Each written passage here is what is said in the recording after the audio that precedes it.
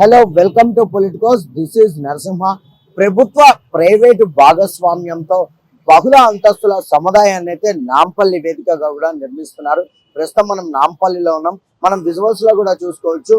ఈ నిర్మాణం ఏదైతే ఉందో గత సంవత్సరం నుంచి కూడా పూర్తిగా నిర్మాణ దశలో ఉంది. ఇక నిర్మాణ పనులు కూడా శరవేగంగా పూర్తి చేసుకుంటున్నాయి.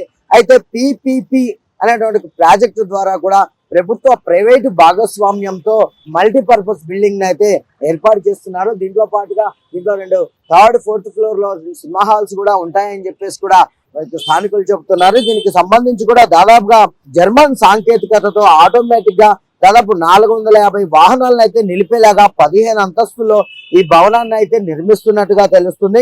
ఇక దీనికి సంబంధించి కూడా భవనాన్ని గణతంత్ర దినోత్సవం రోజున ఓపెన్ చేసే విధంగా కూడా పూర్తిగా నిర్మాణ పనులు శరవేగంగా పూర్తి చేసుకుంటున్న నేపథ్యంలో వీటికి సంబంధించి కూడా ఇక విదేశాల నుంచి ఆ నిపుణులు కానివ్వండి, సెన్సార్ పరికరాలు కూడా దాదాపుగా ఇక్కడికి అందుబాటులోకి వచ్చాయని చెప్పాలి. ఇక 15 రోజుల్లో కూడా దాదాపు నిర్మాణ పనులు అయితే పూర్తి వస్తున్న నేపథ్యంలో ఇక దీనికి సంబంధించి కూడా ఏదైతే గ్రౌండ్ ఫ్లోర్ నుంచి కూడా పూర్తిగా పైకి వాహనాలను నిలుపుకునే విధంగా పార్కింగ్ ఏర్పాట్లు అయితే పూర్తి చేస్తున్నారు. కింది అంతస్తులో వాహనాలు నిలిపేందుకు 4 టెర్మినల్స్ ఏర్పాటు చేశారు. ఈ టెర్మినల్స్ ద్వారానే పూర్తిగా పార్కింగ్ సౌకర్యం అనేది అందుబాటులోకి రానుంది.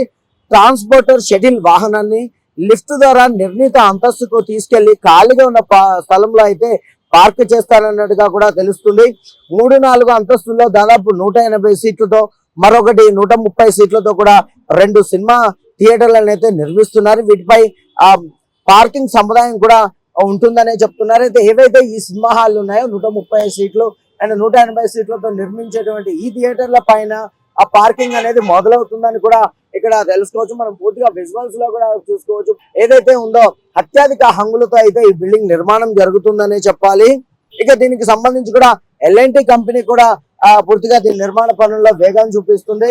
ప్రభుత్వ ప్రైవేటు యాజమాన్యంలో సాగేటువంటి ఈ నిర్మాణానికి సంబంధించినటువంటి పూర్తి పనులను అయితే L&T మెట్రో అయితే శరవేగంగా చొరవ తీసుకొని ముందుకు సాగిస్తున్న నేపథ్యంలో ఖచ్చితంగా పార్కింగ్ అనేది ఖచ్చితంగా ఉండాలి అని చెప్పేసి కూడా వీరు అభిప్రాయపడుతున్నట్టుగా తెలుస్తుంది.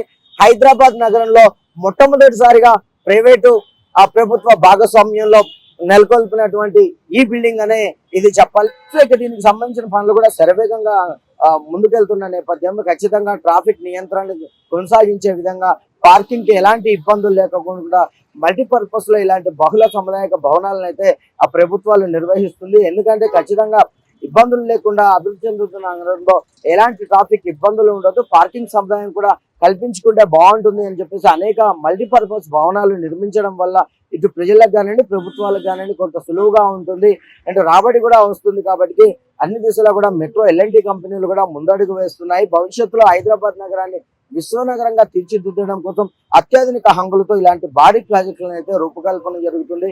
సో ఇలాంటి ప్రభుత్వ పథకాలు ఇంకా మరెన్నో రావాలని చెప్పేసి కూడా ప్రజలు తమ హర్షాన్ని వ్యక్తం చేస్తున్న నేపథ్యంలో ఇదైతే ప్రస్తుతం జనవరి 26కి అయితే ఓపెన్ చేయాల్సి ఉండగా పనులు కూడా పూర్తిగా వేగం జరుపుకుంటుంది. సో మరి ప్రజలు కోరుకున్నట్టుగానే ప్రభుత్వాలు ఖచ్చితంగా ప్రజలకు సులువుగా ప్రయాణ సౌకర్యార్థాలు కల్పించే విధంగా ముందుకెళ్తున్న నేపథ్యంలో ఇలాంటి మంచి ప్రాజెక్టులు తెలంగాణకు తీసుకురావడం హర్షించదగ్గ విషయం అని కూడా తెలుస్తోంది. సో ఇది ఇప్పటి వరకు అప్డేట్. కెమెరామెన్ లోకేష్ తో నరసింహ రిపోర్టింగ్ ఫ్రమ్ నాంపల్లి, హైదరాబాద్.